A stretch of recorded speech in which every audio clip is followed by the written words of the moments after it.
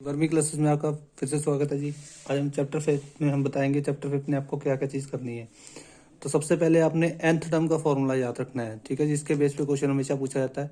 A n is equal to a plus n minus one d. A first term है और d common difference है, n number of terms होता है हमारे पास, ठीक है जी।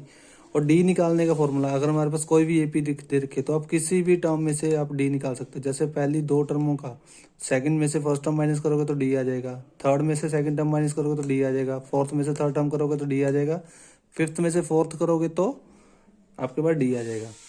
सम ऑफ एन टर्म्स का फॉर्मूला एक हमारे पास ये वाला फॉर्मूला है, एन बाय टू ब्रैकेट में two a plus bracket n minus one bracket close d और होल ब्रैकेट क्लोज होगी, ठीक है।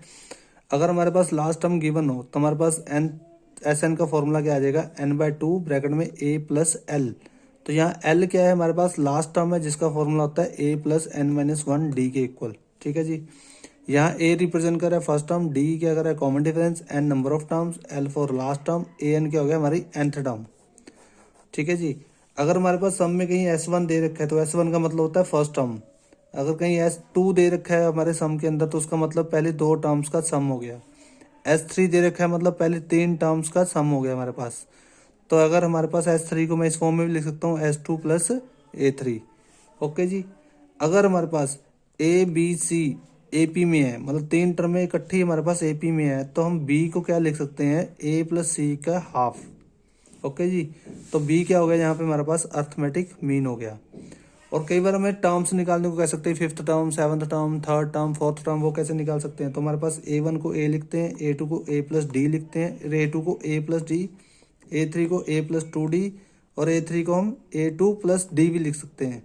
A4 को क्या लिख सकते हैं हम लोग, A प्लस थ्री डी, जहाँ हम A4 को A3 प्लस डी भी लिख सकते हैं, ठीक है जी। ये फॉर्मूले आपने अच्छे से रिमाइंड कर लेने, अच्छे से देख लेने। तो चैप्टर 6 में हमारे पास आएंगे बीपीटी, मतलब बेसिक प्रोपोर्शनलिटी थ्योरम, जिसको हम थेल्स थ्योरम के नाम से भी जानते हैं, ठीक है जी। तो इस थ्योरम के अकॉर्डिंग क्या आता है, अगर किसी ट्रायंगल में if in a triangle a line drawn parallel to one side, एक साइड के पैरेलल हमने कोई लाइन ड्रॉ कर ली, ठीक है, बीसी के पैरेलल लाइन ड्रॉ की, then it divide other two side, ये दो साइडों को डिवाइड कर रही है तो इनकी रेशियो इक्वल आएगी, A D by D B is equal to A by E C, D parallel to B C, A D by D B is equal to A by E C. इसी का converse भी हमारे पास पूछा जा सकता है। Statement है, if A line divide two side of A triangle in equal ratio, अगर कोई लाइन किसी ट्रायंगल की दो साइड को इक्वल रेशो में डिवाइड कर रही है तो then it is parallel to third side, तो वो लाइन जो डिवाइड कर रही है वो तीसरी लाइन के पैरेलल होगी। तो अगर A D by D B दे रखा है ए बाई ई सी के, तो D E parallel to B C हो जाएगा, क्योंकि डी ई जो साइड है वो एडी और डीबी को काट रही है, इन इक्वल रेशो में डिवाइड कर रही है, ठीक है जी। इसके साथ साथ हमने नेक्स्ट पार्ट सिमिलैरिटी क्राइटेरिया, इसमें हमारे पास एंगल सिमिलैरिटी क्राइटेरिया है। अगर किसी दो ट्रायंगल में दो एंगल इक्वल आ गए, एक ट्रायंगल का एक पहला एंगल, दूसरे ट्रायंगल का भी दूसरा एंगल अगर इक्वल आ गए तब जो सिमिलर हो जाता है हमारे पास। दूसरा क्राइटेरिया है हमारे पास एंगल साइड एंगल, दो एंगल्स और उनके बीच, वैसे देखो तो अगर दो एंगल इक्वल आ ही गए तो वो ऊपर वाले बन गए ना एंगल सिमिलैरिटी क्राइटेरिया। तो अगर हम एंगल साइड एंगल से भी इसको सिमिलर कर सकते हैं अगर बीच वाली साइड भी इक्वल आ जाए तो, ठीक है जी। थर्ड हमारे पास साइड साइड साइड, एक ट्रायंगल की तीन साइडें और दूसरे ट्रायंगल की तीन साइडें, इसमें हम क्या करते हैं, रेशो लेते हैं। जैसे इस हमारे पास इसमें रेशो लेंगे, पहले साइड ट्रायंगल की साइड दूसरे ट्रायंगल की साइड्स की रेशो, फिर पहले ट्रायंगल की साइड दूसरे साइड की रेशो, ऐसे थर्ड साइड और थर्ड साइड की रेशो।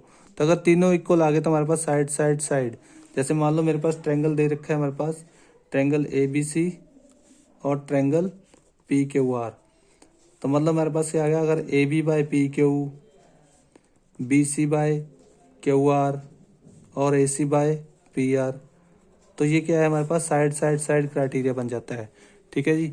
ऐसे अगर दो साइडें और उनके बीच वाला एंगल इंक्लूडेड हो, दो साइडों की रेशो और उनके बीच वाला एंगल इक्वल आ जाए तो तब ट्रायंगल क्या हो जाता है हमारे पास, सिमिलर हो जाते हैं। तो इन क्राइटेरिया को भी आपने अच्छे से पढ़ना है, इसके बेस पे क्वेश्चन हमेशा आता ही आता है जी, ठीक है जी। तो चैप्टर 7 भी कर लेते हैं। चैप्टर 7 है हमारे पास कोऑर्डिनेट ज्योमेट्री। इसमें हमारे पास जो कार्टेशियन प्लेन है, कार्टेशियन प्लेन में हमारे पास ये first quadrant, second quadrant, third quadrant, fourth quadrant, ठीक है, चार हिस्सों में ये एक्स एक्सिस और वाई एक्सिस जब कट करती है तो चार हिस्सों में प्लेन बढ़ जाता है।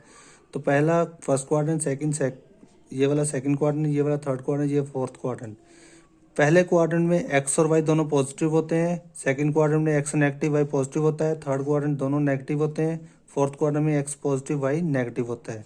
और दोनों यहाँ पे कट करते हैं, एक्स एक्सिस वाई एक्सिस, वो हमारा ओरिजिन होता है। दोनों के कोऑर्डिनेट क्या होता है, 0 0। और जो वैल्यू ऑफ एक्स होती है उसको हम अब्सिसा के नाम से जानते हैं, और वैल्यू ऑफ वाई को हम ऑर्डिनेट के नाम से जानते हैं। ठीक है जी। उसके बाद हमारे पास इसमें लगता है डिस्टेंस फॉर्मूला। अगर मान लो हमारे पास ए के कोऑर्डिनेट x1 y1 है और बी के कोऑर्डिनेट x2 y2 है, तो हमारे पास डिस्टेंस ए बी क्या आ जाएगा, x2 माइनस एक्स1 का whole square plus y2 minus y1 का होल स्क्वायर, इसका स्क्वायर रूट। ठीक है जी। और पहले हमेशा x की वैल्यू लिखी जाती है, दूसरी वैल्यू हमेशा y की लिखी जाती है, ये याद रखना। ठीक है, किसी भी कोऑर्डिनेट में। ठीक है। इसके साथ हमारे पास नेक्स्ट है सेक्शन फॉर्मूला।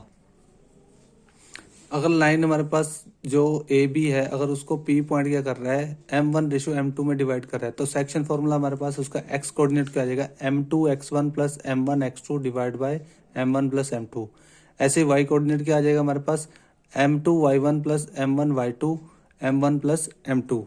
ठीक है। अगर point p x y divide the line joining a b in the ratio 1:1, तो by section formula, using section formula हमारे पास जो एक्स कोऑर्डिनेट है वो डायरेक्टली निकल जाएगा x1 प्लस x2/2। ऐसे ही जो वाई कोऑर्डिनेट है y1 प्लस y2/2, ये पी के कोऑर्डिनेट निकलेंगे हमारे पास। ठीक है जी, एक्स और वाई। अगर हमें centroid of triangle find out करना है जिसके वर्टेक्स हमारे पास गिवन हो, ए बी और सी के वर्टेक्स हमारे पास गिवन है, x1 y1 x2 y2 और x3 y3, तो सेंट्रोइड का फॉर्मूला क्या होता है हमारे पास, x1 plus x2 plus x3/3, ये एक्स कोऑर्डिनेट निकल जाएगा सेंट्रोइड का, और y1 y2 प्लस y3/3, तो ये हमारा y कोऑर्डिनेट निकल जाएगा हमारे पास इस सेंट्रोइड का। ओके है जी। नेक्स्ट वीडियो में हम नेक्स्ट चैप्टर के बारे में बताते हैं। ओके है जी।